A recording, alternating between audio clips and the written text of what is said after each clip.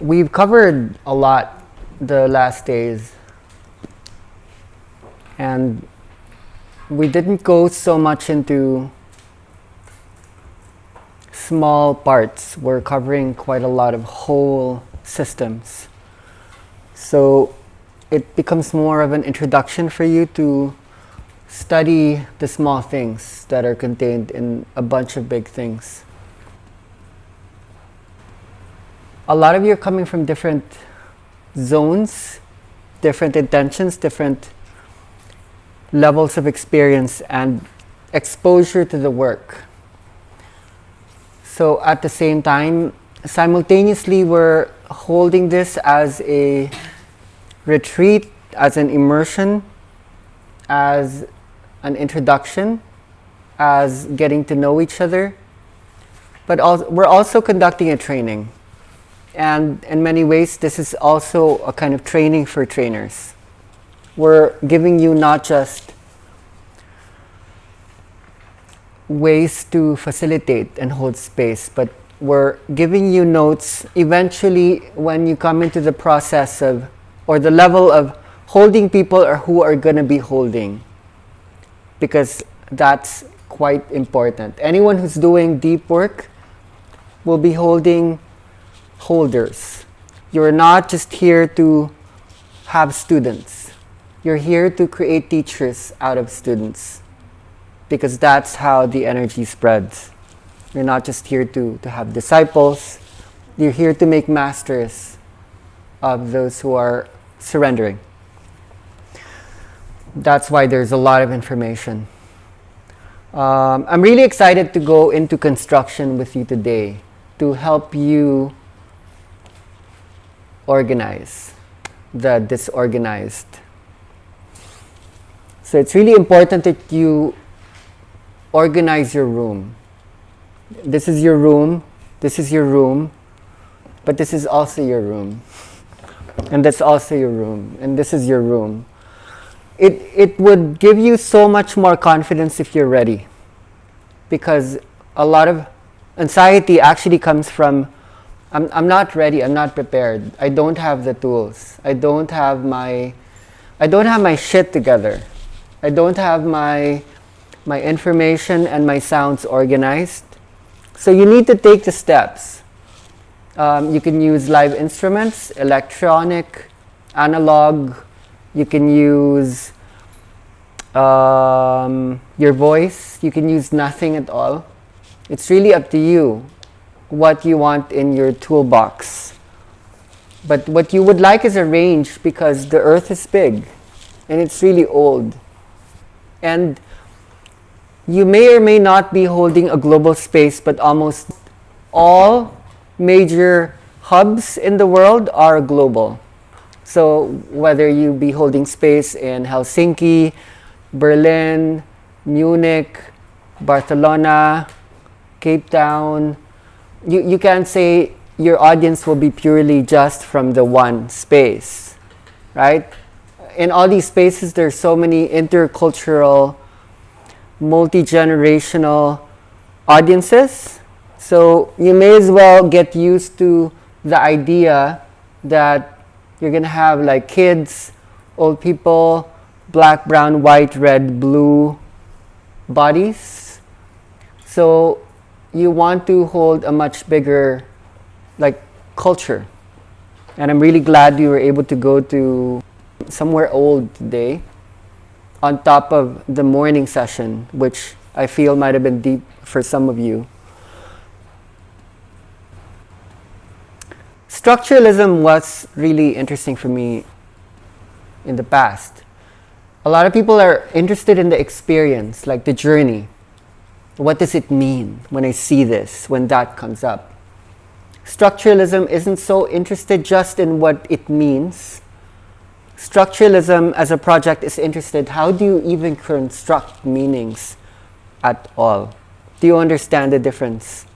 You can either get stuck with what does it mean, but then the meanings will change. There will be no similarities between any of the journeys. You can have 10 journeys, you'll have 10 experiences. Because the situation will always be different. And people will be growing. at one point the meanings won't mean anything. What will matter is how do you construct meaning inside here, or inside the room. So you get to construct the journey. That is one exciting pathway here, that you're not gonna just randomize the elements and see what comes up, because there are tools, there are frameworks to help you feel into how do you construct a mind, how do you construct a person, how do you construct an earth. I think that's the chance we're being given, to not just be victims, but to actually help in constructing the earth now, because that's where we are in evolution. Now we have channels where you can actually reach out and speak to so many people. So I want to share with you my principles of construction. Like, what do I follow? How do I know what to put in? Is this a scary thought? It's super scary when you think about it. Playlisting is scary because there's too many options. How do I commit to what I throw in there? Not just within the one journey, but how do I learn to combine? How do I know where to start? That's usually the biggest blockage. You remember in school when you had to write papers in school, and it's hard to start, to find the starting point. What's the first sentence? Where do I begin? Because where you begin will influence where you go next. Like artists, musicians, they kind of know this. When you paint, when you worry about the painting, how do you paint? Does a painter have like a big piece of paper? Okay, this is going to be my first brush stroke. And then I'm going to plan all the way to brush stroke number 37. And maybe I'll be spontaneous from then on. You can't do that. When you do art, the first brush stroke needs to be the entire painting already. The energy of the whole needs to be in every part. And brush stroke number 2 will be the whole painting. You have to imbue the whole art form in every part. It's going to be the same with every song. The first part of the song needs to already hold the whole construction. So I think that's where a lot of people are stuck and scared. Sequentiality is scary because we don't know how to conduct combinations. Now, when we start talking about touch is interesting. When you hold the body, how do you know where? It's a really complex body. It's like, where do you start? Okay, I'm going to study the points. A lot of people ask me, what are the points? Tell me what to touch. The whole body is an energy. Touch any part, you're touching the whole body. So here's my principle there. When you're in doubt, you could be touching the right place, but it's going to be the wrong place. When you're in trust, you can be touching all the wrong places, but it's exactly going to be the right place. So it has to start with the channel, the mood, and the emotion, and the connection. Just don't lose that. Am I doing the right thing? As soon as you ask that question, you're not doing the right thing. The fact that you're asking means you already blocked it. So it has to be the same with the music. Trust it. If you trust it, you're bound to arrive at the right sound anyway. But if you feel like you're worrying and you're anxious and you're overstepping the line, you can make the worst sound. And people will tell you feedback that will just blow you away. So start with that before we go into the actual construction. The actual construction will be important too, so that you're not just trusting, but you also put in the work. Show up ready. Put in the time. Devote a couple of minutes or an hour to practicing something. Practice a tool. Practice an instrument. When you train your brain, you will thicken your corpus callosum already. Musicians have thicker nerve tracts. So don't just be in the verbal space. Train your body much more than your mind. Practice is really important. because the body needs to learn. You're not training your mind, you're training your body. Get your body used to it so that when you're in that situation, you're not going to be thinking. Your body's going to be thinking for you. Your body needs to extend from the energy, so the energy will be using your body. The energy is looking for tools for expression. So if you train yourself with a certain app or with a certain instrument or your voice, the energy will use your tools. The energy will pick up the tools and it will express through how much as well did you train. Does your body know rhythm? And can the energy use that? So that if it knows how to direct your body to use the tools, everything would extend inwards to outwards. My first principle for construction, this is the first one that I ever used. It's juxtaposition. Juxtaposition means opposing something that's not like the other versus similarity. And we'll look at that from a structuralist perspective later. You want to teach the body how to work with opposites. So there's something about humans that don't like opposites. It doesn't like oppositions. It doesn't like paradox. It doesn't like contradiction. The body is in cognitive dissonance. It doesn't like pain. It doesn't like discomfort. So one way it achieves comfort is to try to make things similar. So if you're going to trigger people, you can't just keep things similar. You actually want to look for oppositions. So we've already spoken a little bit about this. When you use music as a device, you look for things that don't go together. Salal, for example, said he went to a rock concert a couple of days ago, and it was like one of the famous rock musicians from Turkey, and he was really interested in it because the band that was backing the guy was the Philharmonic. That's a juxtaposition. So a lot of you probably watched Pavarotti with Metallica, Guns N' Roses with the Philharmonic.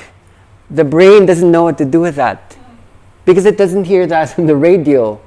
Traditionally, you're not supposed to do that because Britney Spears does not share the same historical background as Mozart. So you've been seeing some of the songs in the playlist actually doing juxtaposition in that way. Things that don't go together either share the same space in time or share the same space in space. And I'm just demonstrating it to you so you can experience what it does in your system, either when they're going on exactly at the same time or when they follow each other. So when you build libraries and when you begin to put them together, you want to study how can I juxtapose them either in a sequence or either in a simultaneity. So juxtaposition doesn't have to just have to do with genre. Sometimes you can have music that's very chaotic, very alive, very triggering. Let's say, let's look for one. Let me play you a sound that I often play in the sessions that you're probably familiar with because I use it all the time. The title of this sound is Demolition Site.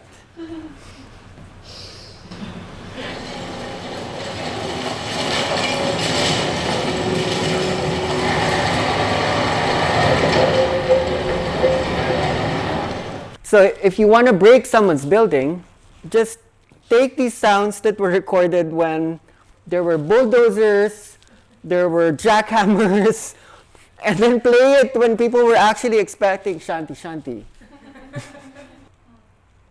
So that's one thing. Now you're learning to work with themes, but when you're doing that, it's not going to be effective unless you provide a bed of safety where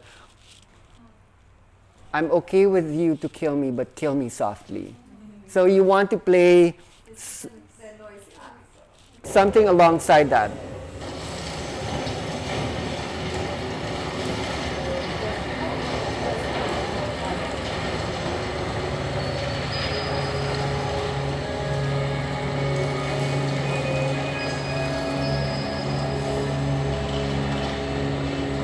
You see the difference? Killing me softly with both songs. Okay, so that's juxtaposition. Osmosis, yeah. So you want to look for the qualities. You want to get to know them, they're going to be your friends. Get to know a sound and then start to collect sounds which you start to categorize in your mind. This is the one that breaks people. There are a lot of sounds here like industrial revolution. There's like railroads, thunderstorm, like Africa, elephants, Arctic wolves howling. You probably recognize that. Thinking like dogs or wolves. Something that's primal, almost violent. Once you know they're ready, you're desensitizing them so that you want them to look at. Here's another one that you probably then would notice by now. It's really good to get you guys to see what's under the hood. This one's called Battlefield.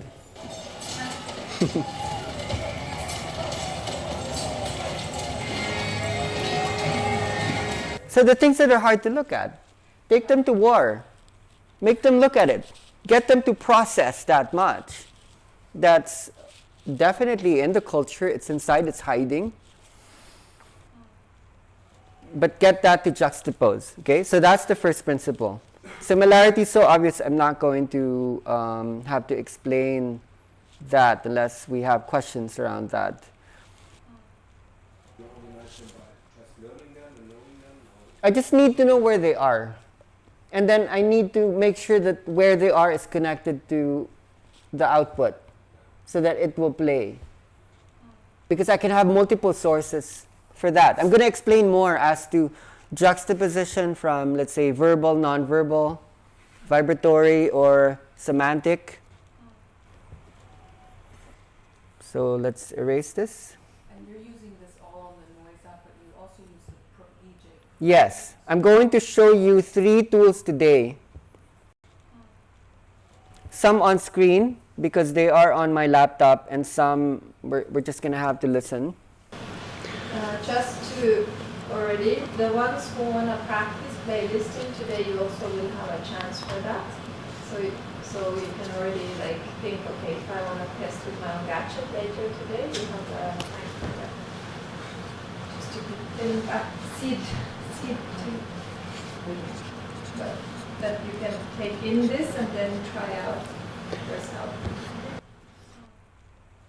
Here's another one. I either have the choice to work with purity, the 0 point, that which has no content, or I can also bring in what's called a narrative, a story, or context. I was excited to do the playlisting this morning because I wanted to demonstrate to you what context looks like. Who remembers the basic theme for the morning session? I remember children at some point, but it wasn't the beginning. Yeah, going to the beginning, going to back to the beginning. Yes, so it was the children of planet Earth. Yeah. That's what the playlist is called. It's called Child's Pose. It's called New Earths. It has different names. So this is what I mean about random versus themed or thematic. Using the tools that I have available, I can construct a story that I know anyway is universal, because unless you were never a child, I can find something that I know everyone would resonate with. And I'm guessing, I'm just guessing, maybe you were all children once. So I can work with that theme. If you choose a theme, make sure it's universal, that it belongs to the culture or the biology of people. So I was demonstrating that all the sounds that I put in, I could be creative, but it belonged to that core. So there are some tools that are better at context. There are some tools that are better at core. Core means no information. And some of the playlists that you experienced in the previous days were more core. Remember, like I just was empty, I was pure, I was white, there was nothing. And then this idea that you can actually bring in a storyline. Not in the strict sense, but that you could actually extend that storyline so that it's still not story as we normally know story. Because you could break the story even within a larger story. So I want to show you the tool I use for that today. Yes. Yesterday also, Mm. as an example, bonded context, it's just focused on the bulls, their story of their bulls. Okay. Yeah. It's such a deep topic. Like there's going to be, within structuralism, we'll look at space versus time, and yeah, like studio versus live. That which you can do prior or outside of the journey space and inside the journey space. Let me just complete my principles for construction before we go into the... Okay, here's another one that I use very often. It's stability versus change.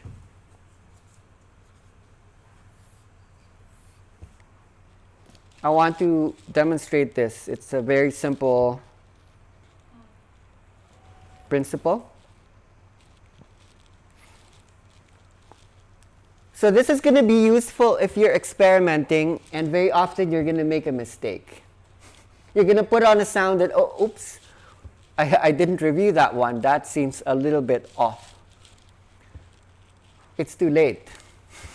You put it in. It's too late. You introduced it. Anything you introduce is already changed. So what you need to do is you need to stabilize that. So here's a technique that you can use. So let's say, as an example, you put this on, but then you put that on and you weren't ready for the high-pitched noise. So you bring it in the beginning it's a shock, okay? So bring it in, take it away, bring it in, take it away, create a pattern of bringing it in, taking it away, acclimatizing and allowing the body to adjust. Bring it in again, a little bit longer, take it away, bring it in, take it away now, okay, it seems like it's acceptable. Bring it in, let it stay. Let it stabilize, and then they will get used to it like they don't know a reality where it was not there. And then you can have the courage, the gall, the balls. You can be women, you can have balls too. Italy has balls. She uses it for her menstruation, those ones. You can now introduce another one. So introduce another one, take it away. Introduce another one, take it away.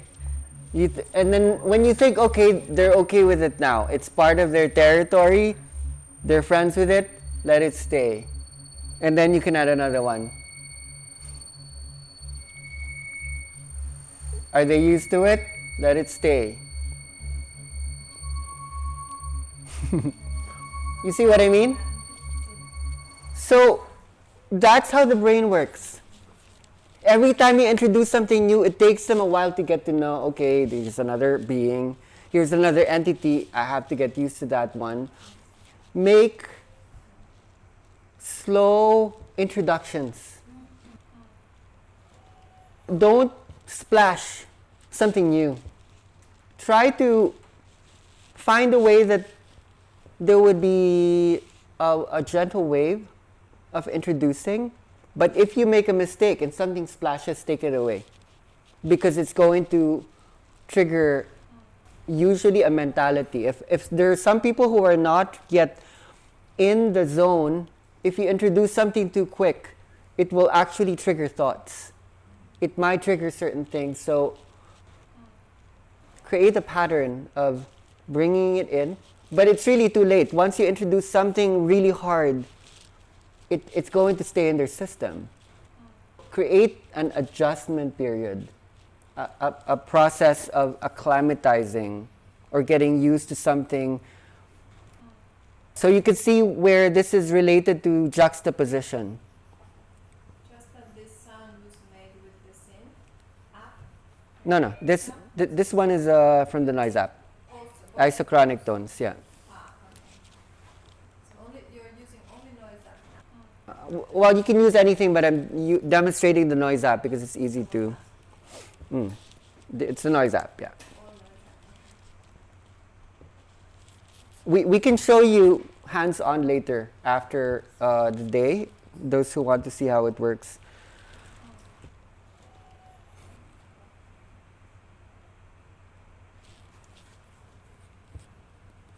Dimensionality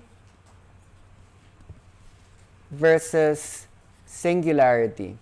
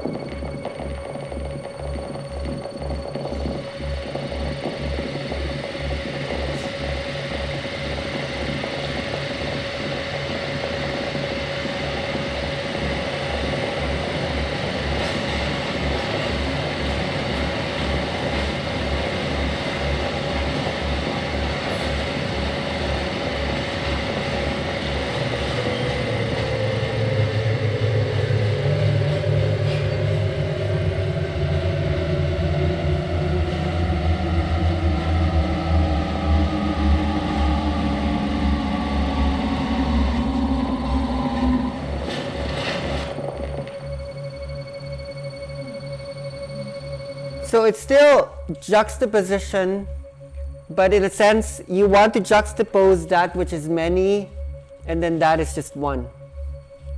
So when the brain is handling like so much information, you want to inload that into a singular space. So this one is singular, but I could even make that more singular. So after handling so much, this is all they need to process right now. And then I can build it up later on. That's not actually a good example. I would use maybe the DJ Pro later to, but that's basically the delta drop principle. You want to keep building up, but you want to keep dropping it at a certain point when you know people need to digest what has come up.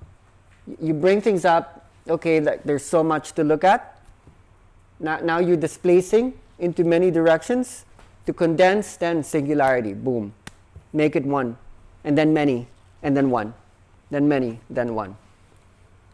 That's what a wave is comprised of. Why did you say it was not a good example? That one, if I was to give a good example of that, remember Lyra was saying, okay, I'm used to the inner dance wave. If we were to like look at that a little bit deeper, what that actually means is what people are looking for is rhythm. When people say there's an absence of waves, what they usually mean is there's an absence of the drum beat. You're not giving me a pulse perception that I can normally follow. This morning we had strong rhythmicity, like a beat.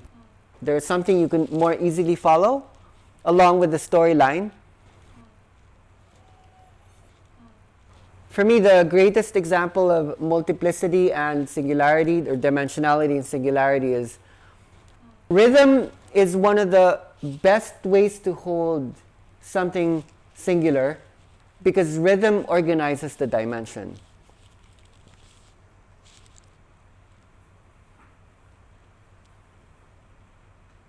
Let's go back to the playlist. Let's look for a rhythm.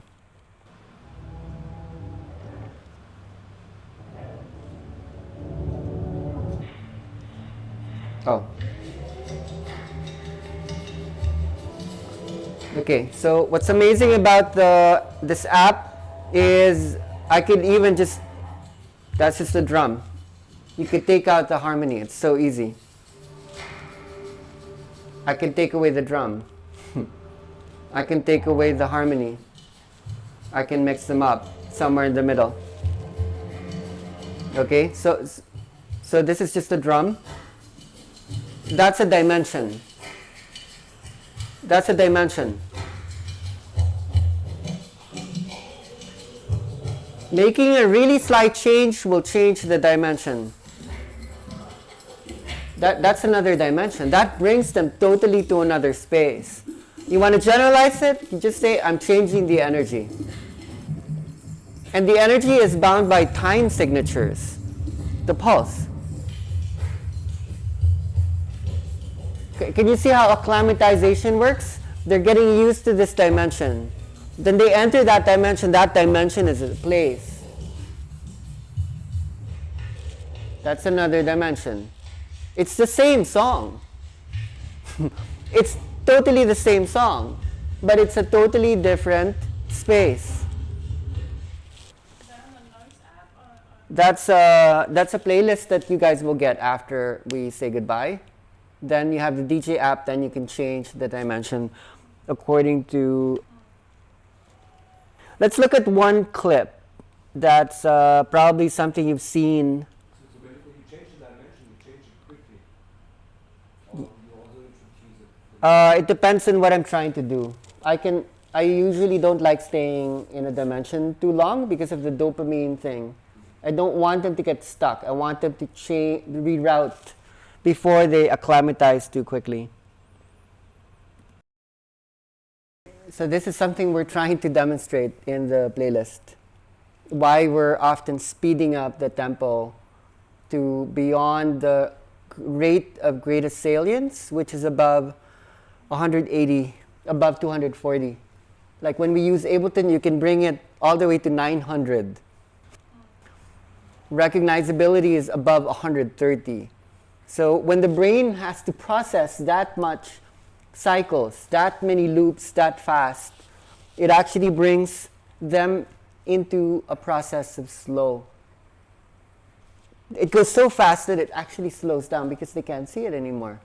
The rate, the heart rate, the brain oscillations, the breath rate goes to, it just collapses into nothing.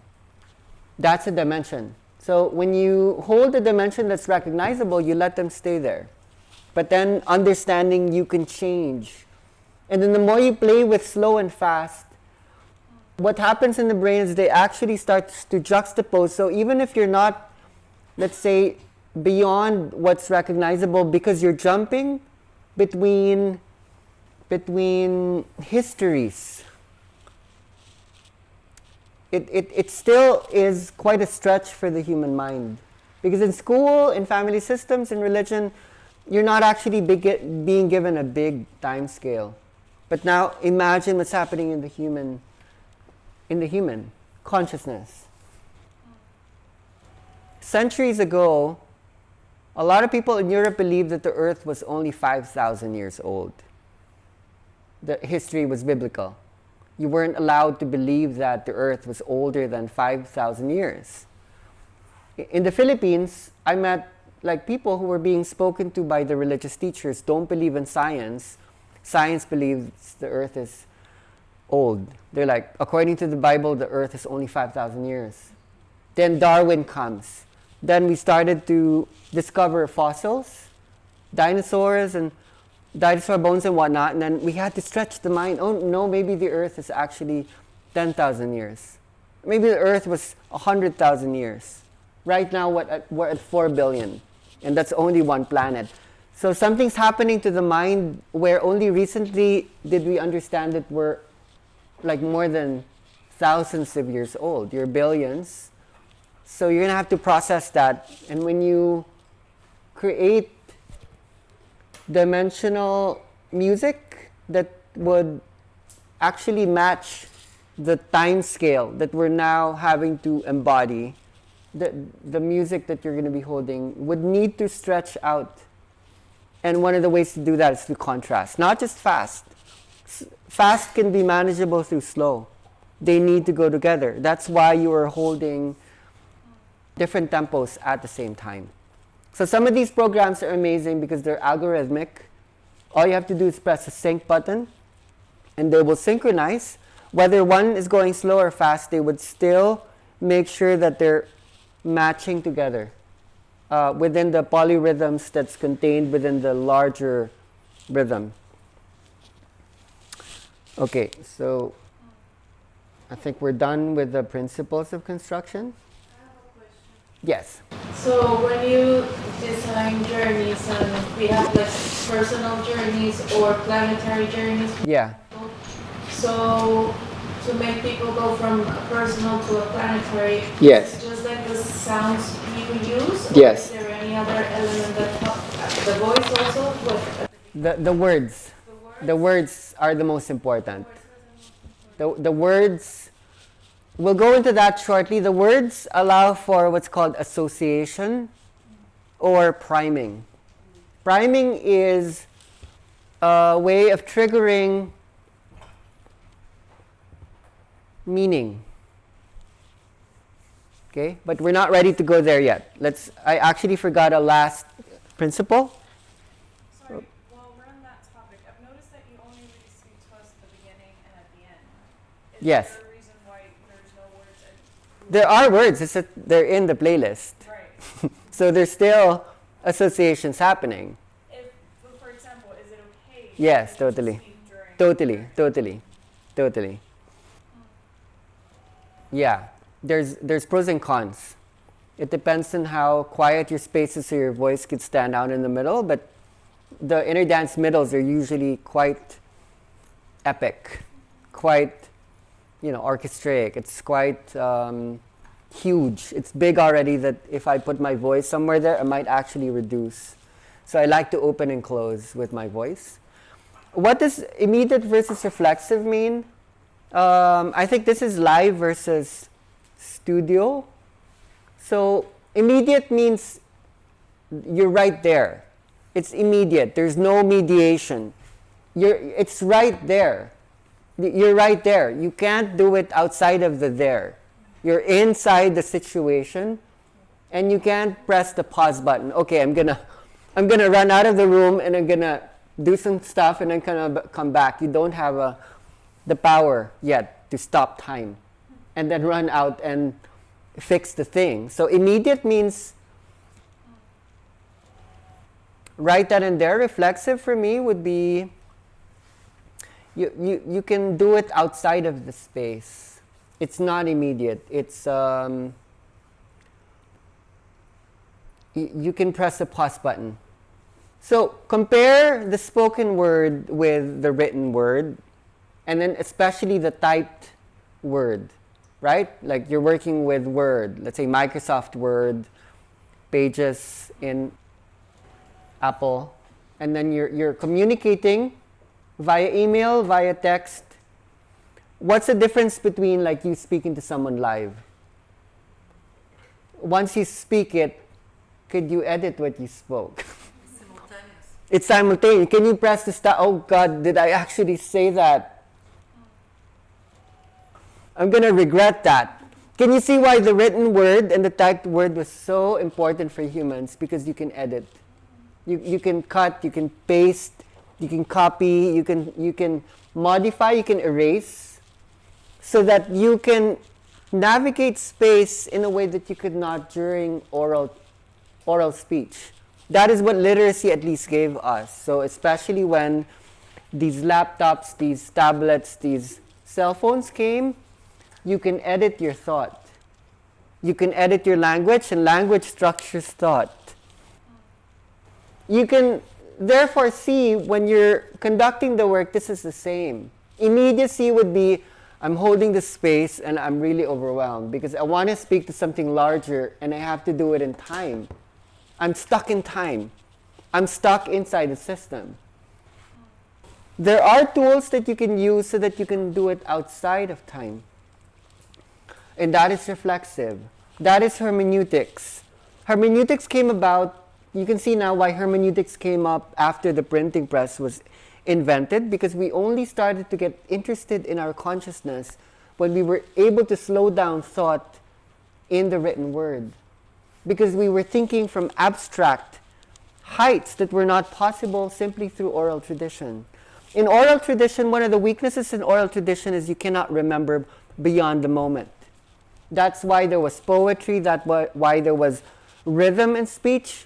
When you listen to people within oral traditions, they keep repeating the same because they couldn't write it down, they could not forget it. They had to pass it on. There had to be redundancy, there had to be repetitions in oral tradition. But the moment we were able to store the information on a rock, on a cave wall, on parchment, in Egypt on the papyrus, on animal skin, and then on paper, and then now on electronic pages, we can record the thought so we can build things on top of it. If we did not learn to read or write or document our thoughts outside, everything would always be like immediate. So there was also a different relationship to the dream time at that time? Yes. In a way, dream time has to do with virtuality. Like, think of reading a book. It could be like, let's say, Harry Potter. Okay, you're reading Harry Potter, you're reading The Little Prince, and then it's just a bunch of letters. But where do you go? You go to Hogwarts. Right? You go to that small planet he was living in with the rose. They're right there with the fox. You can see things, you can hear things. Where is that happening? It's happening in a virtual space, in a dream space. That's what we were able to do when we advanced thought in a way that we could imagine things that were not there. Can you see what we were able to do?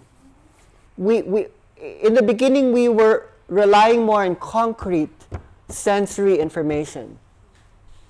And later, the more you sense the world, because you were walking around it, you created a virtual space. What you made possible is called abstract thought. Abstract thoughts are dream thoughts. Dream thoughts are not there. Let me give you an example. We always need to go into this in the inner dance space. Who here knows love? Me, my friend. Okay, There. that one. Tell us what that looks like. That one. What do they smell like? What's their color? What's their size? So love is an abstract thought. Give me other abstract thoughts. Freedom, truth, beauty. Those all live in dream time. They don't exist in concrete reality. They live in the abstract, in a dimension that condenses that which displaces here. What about pain? Pain could be abstract and pain could be concrete, because we still can't talk to pain as if it had a color. Or so when it can get stored in memory and then we make decisions and what it is, it becomes abstract. So language is built on abstract reality through placeholding, through internal representations. Actually, what we wanted to show, and you will like this. This is for me the best model for internal representation. This is what language did. There's like a oh. I think we lost. It's from my childhood. It's probably my mom's But you see what I mean. Words are boxes that contain boxes that contain boxes. Because when you define any word, a word is actually defined by other words. And then you keep extracting. There's like an endless loop where language is a network of boxes.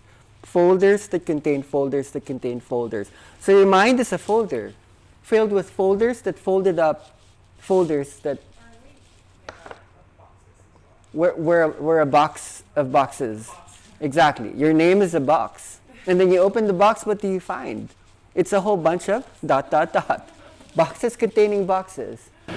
I'm repeating myself, but I'm trying to, maybe you can there still.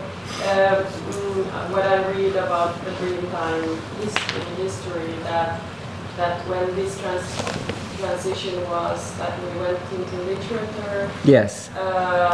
Before, prior to that, the answers were looked from the Dreamtime. Yes. And now that, what happens to the consciousness when the written words come, and you don't need this is good. the dream time anymore because it's written. Yes. I think the context that might be coming from that would be the difference between a priori or a posteriori knowing. A priori would be I knew it before I knew it. And a posteriori, which is what the scientific method is based on, is I know it only when I see that it's there. So in literacy, alongside with other innovations in thought, we are causal in nature where we only know it once we see it, that it's there. I will see it, I will believe it only when I see it. But the dream time of before would be, they saw it before it happened, but it was a sense. They haven't experienced it yet, but they were seeing it in dream time. But was it real? No. But would they have seen us already? Maybe. Dimensionally. But they haven't gotten to this point. But now we are experiencing a world where we're actually coexisting with them in the first place. So the dream time is the meeting hall where the aboriginals, the ancestors, and the aliens are all having coffee with each other inside your body, inside your journey space. Here's where we bring you into programming. I think it's really important that you develop a program that will be studio-based in your home. And your home can travel. This is my home. It's called the MacBook Pro. So I don't get lost in terms of time and space. I need a way of constructing things that's not going to be live. Because when it's purely live, there are certain contexts and narratives that I don't want to do on the spot. I would still be able to change it live. I would construct a playlist. And the program that I normally use is called Logic Pro. That's Apple users. For Windows users, you can look for other ones. It's not DJ Pro? No. So this Logic Pro would be an editing program like GarageBand for Mac users where you can layer the songs in its entirety or you can edit them without doing it live. It's like an editing software. You need to save them. And then you can save them. And then if it's saved, if you want to change them later because it didn't work out, then you're relaxed. You're not overwhelmed, you're not stressed out, and you can reveal the story. So for me to use this, I have other programs I need. You will need a YouTube downloader or a Spotify downloader so you can grab a song from somewhere. You can extract either, there's a part I don't like, you can take out the voice, take out the drum. So for me, I take a lot from... That with this? You can take No, that's another program. What is it? What's it called? If you take from Spotify with this, you can decompose it? Yes. Yeah, totally. Really? Yeah. There's Spotify downloaders. I don't have it because I don't have Spotify. I have Spotify on my phone. It doesn't work. I use YouTube because what I love the most are actually scenes from movies. Let me give an example of something like that. Any sounds, like if you have a particular sound from your country, like Finland would be the like joiku, which is a singing, the shamanistic singing from Lapland. So if I don't have that, I would search in YouTube or mother speaking or anything, and you can find any sound. Anything, any music, any If you want sound. to have a theme, a frog playlist. I found 100 different frog YouTube videos, and then you can download or you can record the sound. It makes an MP3, so kind of creating your own sound library outside of songs also. So any sounds or songs or movie tracks or anything you might think in your head that might be fun. That's a good point. You would collect that in a library in your machine so that you would put those in folders. So let's say, okay, here's my spiritual songs. But then when you say spiritual, what do you mean?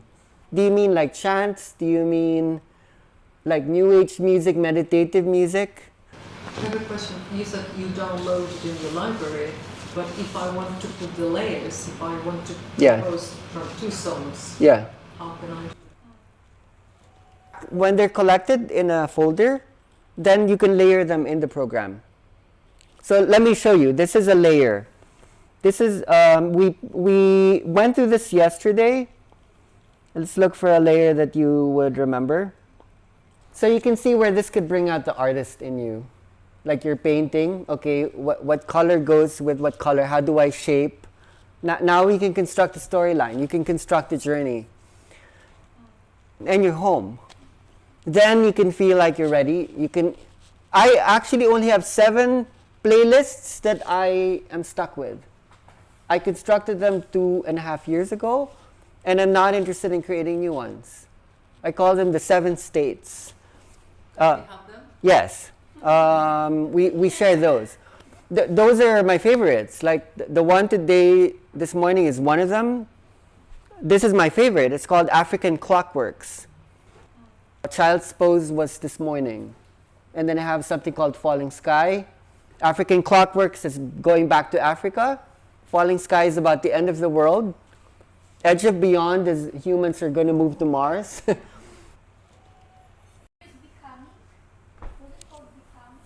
Becoming is really just a model of what the old inner dance playlists look like.